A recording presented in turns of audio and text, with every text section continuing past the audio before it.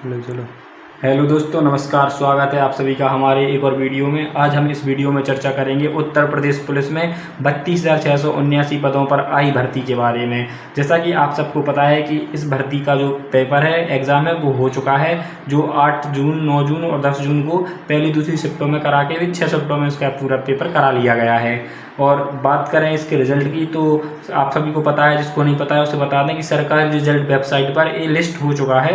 और जैसे कि मतलब पहले का ट्रेंडिंग देखा जाए सरकारी रिजल्ट के, तो जो लिस्ट हो जाता है उसके 10 दिन के अंदर अंदर उसका रिजल्ट आ जाता है। तो इसी तरह संभावना जताई जा रही है कि जुलाई के लास्ट वीक में या अगस्त के पहले वीक में हमें उत्तर प्रदेश पुलिस की तरफ से, उत्तर प्रदेश को जो बोर्ड है, एग्ज़ाम बोर्ड, उसकी तरफ से हमें दिख जाएगा रिजल्ट वहाँ पर।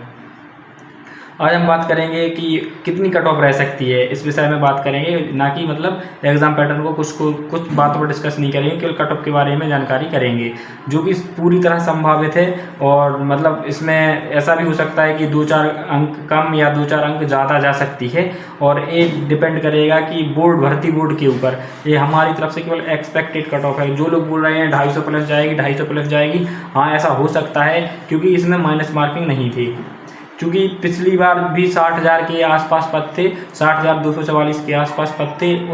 उसमें भी अगर अनरिजर्व की, जनरल की देखी जाए तो 225 गई थी।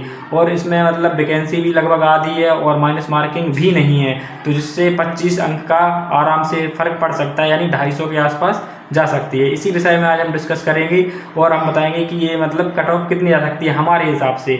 और चूँकि बताएं कि मतलब ये सब जो कट ऑफ है ये सब मतलब मेल की रहेगी, फीमेल वाले हैं वो अगर कमेंट करेंगे तो उनके लिए अलग से कट ऑफ का वीडियो बना दिया जाएगा।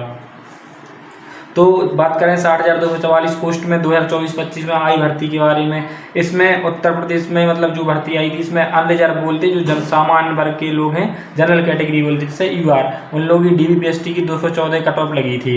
ये डीबीपीएसटी के लिए कट ऑफ थी कि 214 नंबर, यानी 214 नंबर थी इसकी कट ऑफ। इसमें माइनस मार्किंग भी थी।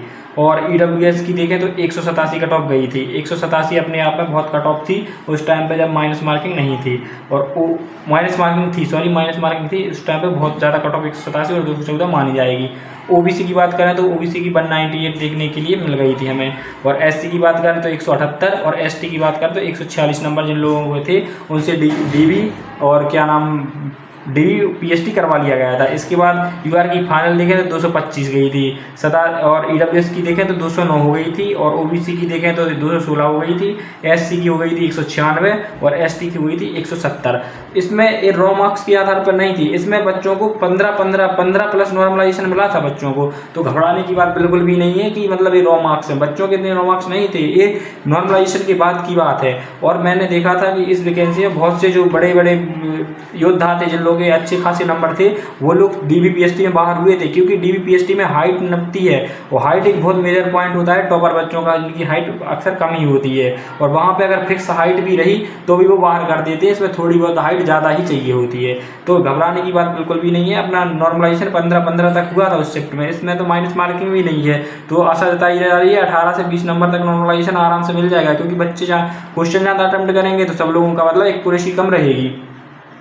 तो 18 से 20 नंबर नॉर्मलाइजेशन आराम से बात मिल जाएगा। बात करें नॉर्मलाइजेशन, मैं ये नहीं कहता कि कौन सी शिफ्ट हार्ड है, कौन सी शिफ्ट ईजी है, क्योंकि जो बच्चे बैठते हैं सबकी कठिन होती हैं, सबकी सरल होती हैं। शिफ्ट पैटर्न एक जैसा रहता है, पेपर आयोग बनाता है, लेकिन जो पहले वाले रहते हैं, जैसे 8 तारीख की फर्स्ट शिफ्ट, 8 जून की फर्स्ट शिफ्ट में जो पेपर हुआ था, उस टाइप के बच्चों के लिए ब्लाइंड स्पॉट माना जाता है उस दिन को, क्योंकि उन्हें नई पैटर्न का पता नहीं होता है, उन्हें एग्जाम कैसा आएगा नहीं पता रहता है, कौन से क्वेश्चन एक्स्ट्रा डाले जाएंगे वो नहीं पता होता है। जैसा कि इस बार देखने को मिला है कि मैथ के क्वेश्चन कम थे, कुछ रीजनिंग में ज़्यादा दे दिए गए थे, तो उन्हें नहीं पता था ना।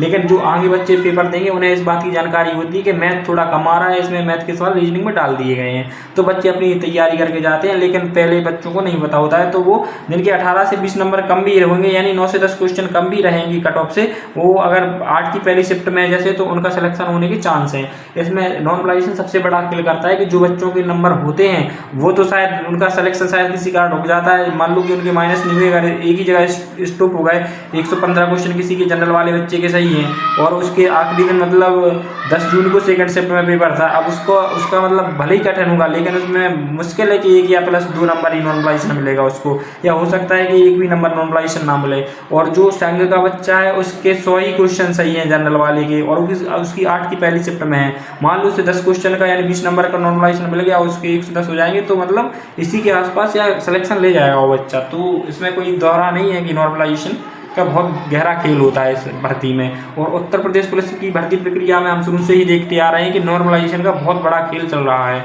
इसीलिए घबराने की बात वेस्ट ना करते हुए सीधे हम कट ऑफ पर आते हैं। तो इस बार की जो DBPST की कट ऑफ रहेगी इस बार कितनी रह सकती है? यहाँ 214 गई थी, इसमें हम 25 नंबर जोड़ के, मतलब 25 नहीं, इसमें हम 10 नंबर जोड़ देंगे। है 214 से हो जाएगी ये कितनी, 224 या 225 समझ लो, 225 समझ लेंगे हम यहाँ पे इसमें अपन। और इसमें भी अपन ऐसे ही करके 20-20 नंबर, मतलब 10-10, 15-15 नंबर जोड़ देंगे। इसमें भी अगर EWS की 187 गई थी, तो इस बार इसकी जाने की संभावना है। इससे कितनी कम गई थी? इससे काफ़ी इस बार से काफ़ी कम गई थी, तो इससे भी काफ़ी कम जाएगी। यहाँ पे मुश्किल से मुश्किल ये 205 के आसपास DBPST की जा सकती है। 205 नहीं, या 207 कर लेंगे, 207 या 208 जाने की संभावना है। OBC की 198 गई थी, तो इस बार 220 के आसपास तो जाएगी ही जाएगी, इससे थोड़ी बहुत ही कम जाती है। और SC की बात करें तो SC की EWS के बराबर ही जाएगी, लगभग 210 के आसपास, 208 ही यहाँ पे मान लेंगे। ST की बात करें तो ST की कितनी जाएगी? और यहाँ फाइनल कट ऑफ की बात करें तो जनरल वालों की 125 क्वेश्चन के आसपास, 250 के आसपास चली जाएगी, क्योंकि मतलब माइनस मार्किंग नहीं है, तो फाइनल 250 ही जाएगी। ये कड़वा सत्य है बिल्कुल। EWS की बात करें तो यहाँ पर 235 नंबर इनके बन रहे हों, 236 समझ लो, 118 क्वेश्चन इनके बन रहे हों, उनका सिलेक्शन आराम से हो जाएगा। OBC की बात करें तो इनकी भी जनरल से थोड़ी बहुत ही कम रहती है, तो इनके भी चांस 243 के आसपास बन जाएंगे। 240 से 45 उसके नंबर है, उसका आराम से हो जाएगा। और SC की बात करें तो SC की थोड़ी बिलात कम जाती है इन लोगों से, तो इनकी जाएगी 220 के आसपास, 220 पर इनका आराम से हो जाना चाहिए। ST की बात करें तो ST की 210 प्लस इनका, इतने पे फाइनल सिलेक्शन हो जाएगा। और आप सब कमेंट करके बता दीजिए आपके कितने नंबर हैं। ये तो मेरे हिसाब से इतनी जा सकती है, बाकी आप लोग मतलब कमेंट करके हमें बताएं। और वीडियो सुनने के लिए धन्यवाद। चैनल को लाइक करें, सब्सक्राइब जरूर करें। Thank you.